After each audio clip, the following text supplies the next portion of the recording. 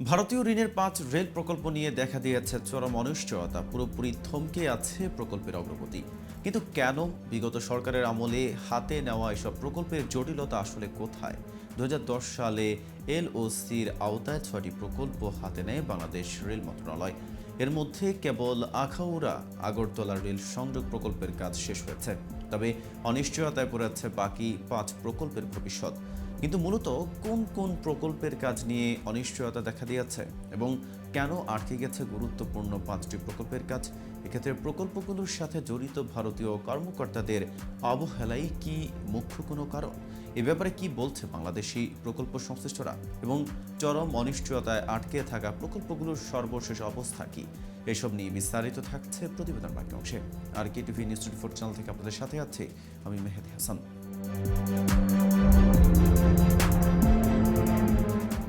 মূলত অর্থ ছাড় না হওয়া, সরঞ্জাম ক্রয় সহ নানা জটিলতার প্রকল্পগুলোর কাজ এগোয়নি। এমনকি ৩টি প্রকল্পের কাজ শুরুই হয়নি। এমন অবস্থায় ভারত আসলে ঋণের অর্থ দেবে কিনা তা নিশ্চিত হতে চায় সরকার। বিষয়টি পরিষ্কার করার জন্য অর্থ মন্ত্রণালয়ের অর্থনৈতিক সম্পর্ক বিভাগের নির্দেশ দিয়েছে পরিকল্পনা কমিশন। এবার আসুন জেনে নেওয়া যাক মূলত কোন কোন প্রকল্প নিয়ে অনিশ্চয়তা চলছে। Number ১, Bogura Sirajganj dual gauge প্রকল্প। ৭৫ কিলোমিটার দীর্ঘ বগুড়া সিরাজগঞ্জ ডুয়েল গেজ রেলপথ প্রকল্পের কাজ শুরু হয় ২০১৮ সালের ১লাই আগস্ট। প্রকল্পের মেয়াদ ধরা হয় ২০২৩ সালের জুন। অগ্রগতি না হওয়ায় ২ দফা সময় বাড়িয়ে মেয়াদ ২০২৬ সাল পর্যন্ত করা হয়েছে। ৫,৫৭৯ কোটি টাকা ব্যয়ের এই প্রকল্পে ভারতের ঋণ ৩,১৪৬ কোটি টাকা। এই প্রকল্পের ঠিকাদারি নিয়োগ করা হয়নি, কারণ এলওসির আওতায় হওয়ায় ভারতের ঋণদাতা প্রতিষ্ঠান এক্সিম ব্যাংক ঠিকাদারদের সংক্ষিপ্ত তালিকা দিলে দরপত্র আহ্বান করবে বাংলাদেশ রেলওয়ে।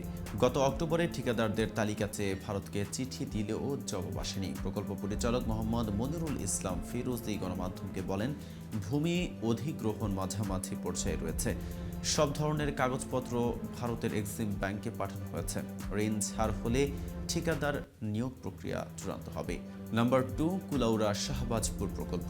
সূত্র জানায় ৫১.৯৪ কিলোমিটার দীর্ঘ কুলাউড়া শাহবাজপুর রেল লাইন পুনঃস্থাপন প্রকল্প শেষ করার মেয়াদ চতুর্থ দফা বাড়ানো হলেও শেষ হয়নি। এই মেয়াদও শেষ হয় ২০২৩ সালের ৩১ ডিসেম্বর। তবে চলতি বছরের আগস্ট পর্যন্ত কাজ হয়েছে ৭৫%। ৬৭৮ কোটি টাকার এই প্রকল্পে ভারত ঋণ দেবে ৫৫৬ কোটি টাকা। প্রকল্প পরিচালক মোহাম্মদ সুলতান আলী বলেন, এই প্রকল্পে এখন বাংলাদেশের শ্রমিকেরা কাজ করছেন। ভারতের কর্মকর্তারা কেউ নেই। আলোচনা করে মেয়াদ বাড়ানোর বিষয়ে সিদ্ধান্ত নেওয়া হবে। নাম্বার ৩, ঢাকা টঙ্গী তৃতীয় ও চতুর্থ ডাবল লাইন। ভারতের ঋণে ১০ বছরের বেশি সময় ধরে চলমান আরেকটি প্রকল্প হল ঢাকা টঙ্গী সেকশনে চতুর্থ ও তৃতীয় ডুয়েল গেজ লাইন এবং Tongi Joydebpur dual gauge double line নির্মাণ প্রকল্প। ২০১২ সালে অনুমোদন হয় আর প্রকল্পের দরপত্র প্রক্রিয়া শেষ করতে সময় লাগে ৬ বছর। কাজের অগ্রগতি ৩৬%। প্রকল্পে ভারতীয় ঋণ ২,৮২১ কোটি টাকা এবং বাংলাদেশ দেবে ৫২১ কোটি টাকা। প্রকল্প পরিচালক নাজনীন আরা কেয়া বলেন, ভারতের এক্সিম ব্যাংক এখন অর্থায়ন করবে কিনা এটা অনিশ্চিত হয়ে গেছে। ঋণ ছাড় চেয়ে ১ বছর আগে প্রস্তাব পাঠানো হলেও এখনও উত্তর আসেনি। Number ৪, Khulna Darshana double line প্রকল্প। ভারতের ঋণের আওতায় খুলনা থেকে দর্শনা জংশন পর্যন্ত প্রায় ১২৬ কিলোমিটার ব্রডগেজ রেল লাইন নির্মাণ প্রকল্পের মেয়াদও শেষ হয় ২০২৩ সালে। পরে মেয়াদ বাড়ানো হয় ২০২৫ সালের ৩১ ডিসেম্বর পর্যন্ত। গত এপ্রিল পর্যন্ত কাজ হয়েছে ৩.৬০%।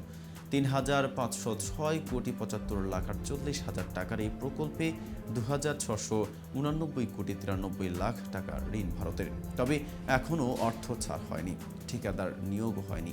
প্রকল্প পরিচালক মনিরুল ইসলাম ফিরোজী বলেন, তারা ঠিকাদার নিয়োগে দরপত্র আহ্বানের জন্য প্রস্তুত। প্রকল্পে ব্যয় কিছু বাড়বে। সার্বিক বিষয়ে ৮ আগস্ট সভা হওয়ার কথা থাকলেও হয়নি। প্রকল্প ব্যয় নতুন করে নির্ধারণ করে ভারতকে জানালে এরপর বোঝা যাবে। Number ৫, Parbatipur Kaunia dual gauge রূপান্তর। ভারতের ঋণে দিনাজপুরের পার্বতীপুর থেকে রংপুরের কাউনিয়া পর্যন্ত ৫৭ কিলোমিটার রেলপথ ডুয়েল গেজে রূপান্তর প্রকল্পে মেয়াদ ২০২৩ সালে শেষ হলেও কাজই শুরু হয়নি। চলছে সম্ভাব্যতা যাচাই। এতে ব্যয় ধরা হয় 1,683 কোটি টাকা। এর মধ্যে ভারতের ঋণ 1,376 কোটি টাকা। প্রকল্প পরিচালক মোহাম্মদ আহসান জাবির বলেন, যেহেতু সম্ভাব্যতা যাচাই চলছে তাই নতুন মেয়াদ ঠিক করা হয়নি। প্রসঙ্গত 2010 সালের সেপ্টেম্বরে সাবেক প্রধানমন্ত্রী শেখ হাসিনার দিল্লি সফরের সময় বাংলাদেশকে এলওসির আওতায় $750 কোটি বেশি ঋণের প্রতিশ্রুতি দেয় ভারত। 3 ধাপে এই ঋণ দেওয়ার কথা। 2015 সালের জুনে ভারতের প্রধানমন্ত্রী নরেন্দ্র মোদীর ঢাকা সফরের সময় এলওসি 2 এর আওতায় $200 কোটি ঋণের ব্যাপারে সমঝোতা চুক্তি সই হয়। 2017 সালে শেখ হাসিনার দিল্লি সফরের সময় এলওসি 3 এর আওতায় $450 কোটি দেওয়ার ঘোষণা আসে। ঋণের সুদ হার ধরা হয় 1%, প্রতিশ্রুতি ফি 0.5%। খেলাপি হলে 2% হারে সুদ ধার্য রয়েছে। 5 বছরে রেয়াতকাল সহ 20 বছরে ঋণ পরিশোধ করতে হবে। ইআরডির হিসাব অনুযায়ী গত জুন পর্যন্ত এলওসির আওতায় ছাড় হয়েছে $181 কোটি। আজ এ পর্যন্তই। সারা দেশের নিত্য নতুন সকল আপডেট পেতে কেটিভি নিউজ 24 সাথে থাকুন।